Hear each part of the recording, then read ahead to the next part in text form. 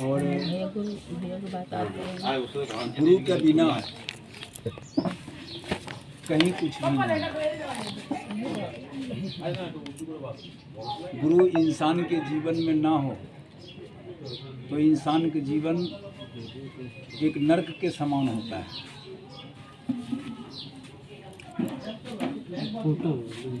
और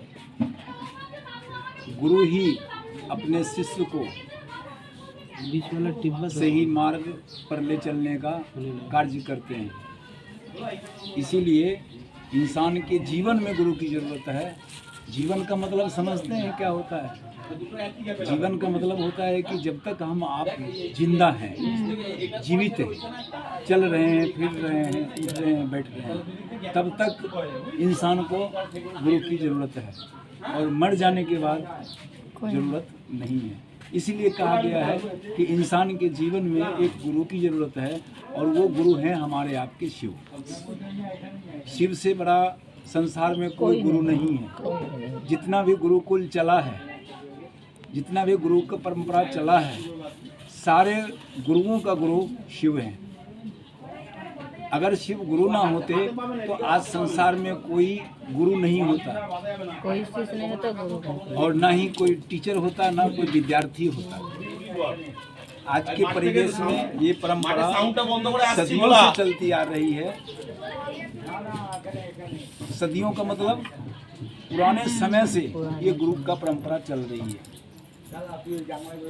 जिस समय ना धरती का पता था, ना आकाश का, ना हवा का पता था, ना पानी का, उस समय से भगवान शिव भगवान के रूप में भी हैं, और उसी समय से वो गुरु के रूप में भी हैं। पुराने समय में भगवान शिव को गुरु बना करके लोगों ने बहुत कुछ पाया, बहुत कुछ पाया उन्होंने। लेकिन किसी से ये नहीं कहा कि भगवान शिव गुरु हैं, उनको गुरु बनाया जाए। भगवान शिव को बाबा के रूप में पूजा पाठ किया। हम लोगों ने अंधकार में हम लोग पड़े हुए थे, हमको आपको पता नहीं था कि भगवान शिव गुरु हैं, और हमने आपने बाबा के रूप में पूजा पाठ की। परिणाम मिला हम लोगों को, ऐसा बात नहीं है कि परिणाम नहीं मिला है, परिणाम मिला है। कहीं न कहीं कुछ न कुछ मिला है इंसान को पूजा पाठ करने से। लेकिन कहने का अर्थ यही है कि जिस बाबा को हम आप पूजा पाठ करते हैं, वही बाबा हमारा आपका गुरु भी हो सकते हैं। किंतु उनको अपना गुरु समझेंगे तब, उनको अपना गुरु बनाएंगे तब। तो हमने आपने पढ़ा होगा, लिखा, कहीं भी सुने होंगे कि गुरुर् ब्रह्मा गुरुर् विष्णु गुरुर्देवो महेश्वरः गुरुर् साक्षात् पार ब्रह्म तस्मै श्री गुरुवे नमः। इसका मतलब समझते हैं? ये संस्कृत का शब्द है, और ये शास्त्रों में, किताबों में, पुस्तकों में लिखी रहती है। गुरुर् ब्रह्मा यानी गुरु कैसा हो तो ब्रह्मा के जैसा हो। गुरुर् विष्णु गुरु कैसा हो तो गुरु विष्णु के जैसा हो। गुरु ब्रह्मा गुरु विष्णु गुरु देवो महेश्वर, गुरु सारे देवताओं का देवता महेश्वर का जैसा हो। गुरु कैसा हो? भगवान का जैसा हो। कहने का अर्थ यही है। तस्मै श्री गुरुवे नमः, गुरु नाम गुरुवे नमः, तस्मै श्री गुरुवे नमः, यानी कि मैं तत्क्षण उस गुरु को प्रणाम करता हूँ, गुरुवे नमः। तो कहने का अर्थ ये है कि ये श्लोक जहाँ भजन कीर्तन होया करता था, वो श्लोक को दोहराया जाता था, लेकिन उस पर अमल किसी ने नहीं किया।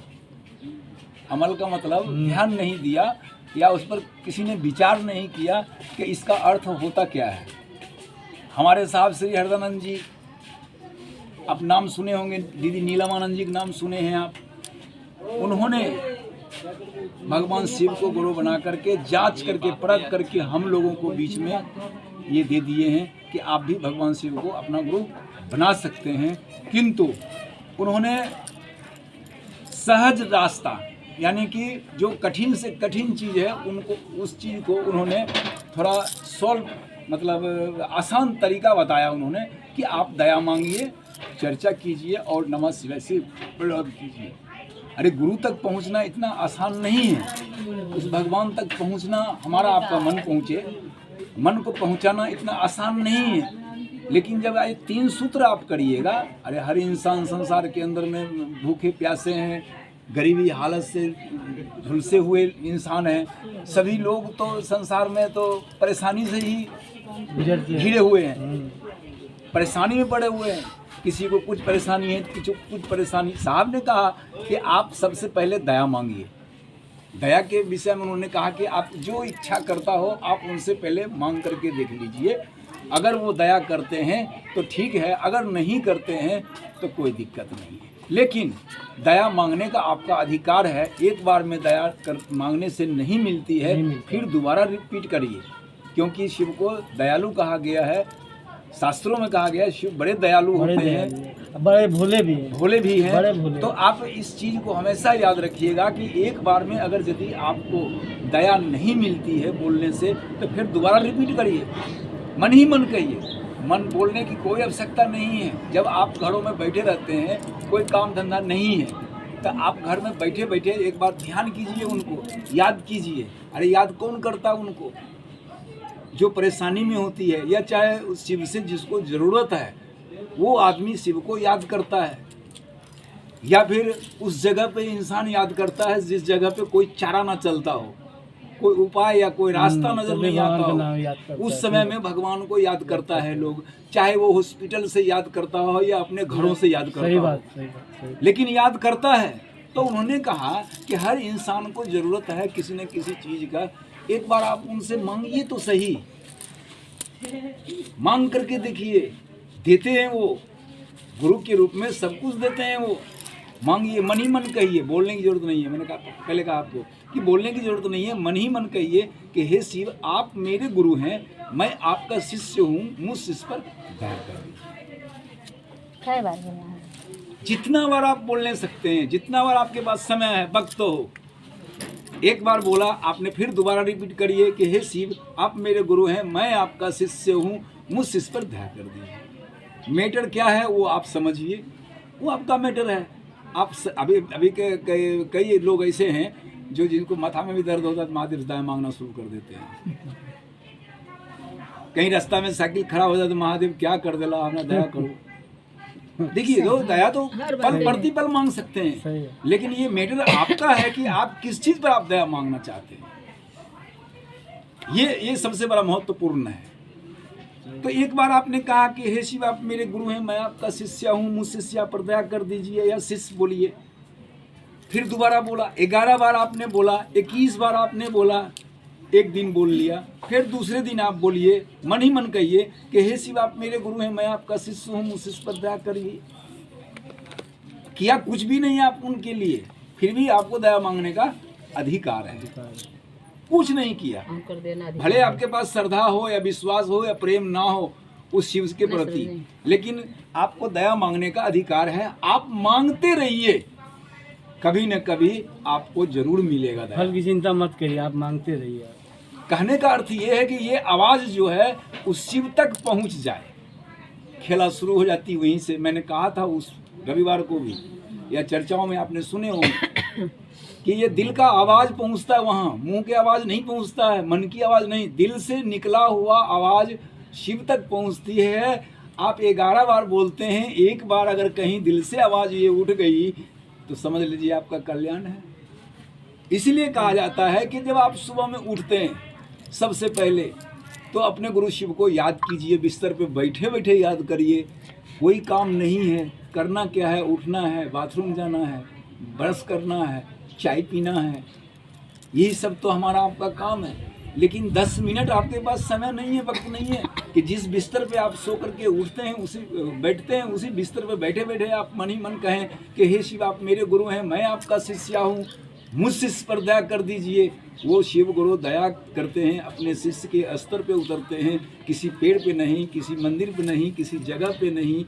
वो शिव अपने शिष्य के धरातल पर, वो शिव अपने शिष्य के मानसिक स्तर पर उतर करके वो दया करते हैं। जिस दिन वो दया आपको कर देंगे उस दिन आपका मन समझने लगेगा कि शिव जिसको हमने पत्थर को शिव समझ करके हमने पूजा किया है, वही शिव आज दया भी करते हैं। ये बात समझ में आने लगेगी। तो आपको पास में जितना वक्त मिलता है उतना वक्त आप बैठ करके दया मांगिए। आधा घंटा समय है, आधे घंटा बोलिए, उनको याद कीजिए मन ही मन और दया मांगिए। दिन में कोई व्यक्ति अगर यदि आपको ये बात समझ में आ जाती है कि जिस शिव को हमने पूजा किया है वही शिव हमारा गुरु भी है, भैया बीड़ी का धुआं आ रहा है इधर। जिस शिव को हमने मंदिरों में पूजा की है और वही शिव हमारा आपका गुरु भी है, जिस दिन बात ये समझ में आ जाएगी उस दिन आप उस शिव को जहाँ खोजिएगा वहीं मिलेंगे। हमारे आपके बंगाल की धरती पर रविंद्रनाथ टैगोर ने कहा कि जो तो जीव तो शिव, यानी जितना जीव है हर जीव में उस शिव की वास है। शिव तो रोंग रोंग में है, शिव तो कण कण में है, सभी जगहों में शिव है। अगर वो शिव नहीं होती तो आज ये सृष्टि नहीं हो रही होती। शिव है तब न हम आप हैं। अगर वो नहीं होते तो ये दुनिया कैसी होती, कैसा दिख रहा होता। इसलिए भगवान शिव गुरु हैं और उनको नहीं कुछ आप किए हैं तब पर भी आप बैठे बैठे उनसे दया मांगिए, उनको याद कीजिए सवेरे में उठ कर करके, ठीक है। और जीरो पे ध्यान लगाइए। जीरो पे जैसे दीदी बोल रही थी कि जो मांग में टीका लगाते हैं आप, हल्दी कलर का गोल प्रकाश जो निकल रही है, जैसे सूर्य हो गया, जैसे जीरो हो गया, जीरो 10 के जो जीरो होता है, जैसे जीरो हो गया, उस पर आप ध्यान लगाइए। वही दुनिया को चला रहे हैं, उसी को शिव कहा गया है। निराकार हो या साकार शिव हो, दोनों स्थितियां हो सकती है। चाहे साकार रूप में शिव, जिस शिव को आप तस्वीरों में देखते हैं, अगर वो शिव आपको दिखाई देता है तो उसी शिव से आपका काम चल सकता है। जो शिव नहीं दिखते हैं, निराकार के रूप में हैं, जैसे जीरो बताया मैंने, सूर्य के आकार बताया, सूर्य की प्रकाश की तरह जो है प्रकाश हैं, जैसे वो हैं, अगर यदि आपके दिमाग में बैठता हो तो आप उसी पर ध्यान लगाइए और उन्हीं को आप मन ही मन कहिए, हे शिव आप मेरे गुरु हैं, मैं आपका शिष्य हूँ, मुझसे इस पर दया कर दीजिए। देखिए गुरु की दया चल पड़ती है वहाँ से, और जब आती है तो शिष्य के स्तर पे उतरता है। शिष्य को शिव गुरु शिष्य को शिव बनाते हैं, यानी कि इंसान से उसको भगवान बना देते हैं। गुरु का काम ही यही है। अगर यदि इंसान को अगर भगवान ना बना दे तो गुरु किसी काम का नहीं, किसी काम का नहीं। इसीलिए भगवान हमारा आपका गुरु है और वो भगवान सबसे बड़ा शिव है। शिव से बड़ा संसार में कुछ नहीं। आप जब गुरु वो दया करते हैं आपके ऊपर में, या कोई चमत्कार होता है आपका जीवन में, क्या समझ रहे हैं भैया? जब चमत्कार आपके जीवन में होती है या दया मांगने से दया मिल जाती है, तब आपको लोगों को ये बात बताना बहुत जरूरी होता है कि भैया मैंने शिव को गुरु बनाया है और दया मांगा और मुझे मिला है, आप भी बना लीजिए, आपका भी कल्याण हो सकता है। भले अथवा वो मानता हो या ना मानता हो, लेकिन बोलना आपका कर्तव्य है, बोलना आपका जरूरी है, उद्देश्य है आपका बोलना। आप बोलते रहिए लोगों को, भले लोग आपकी बात को मानता हो अथवा ना मानता हो अथवा ना मानता हो, आप बोलते रहिए। कोई बात नहीं करनी। तो जब वो दया करेंगे तब आप लोगों को बताएंगे कि गुरु तो शिव बड़े दयालु हैं। शिव गुरु तो शास्त्रों में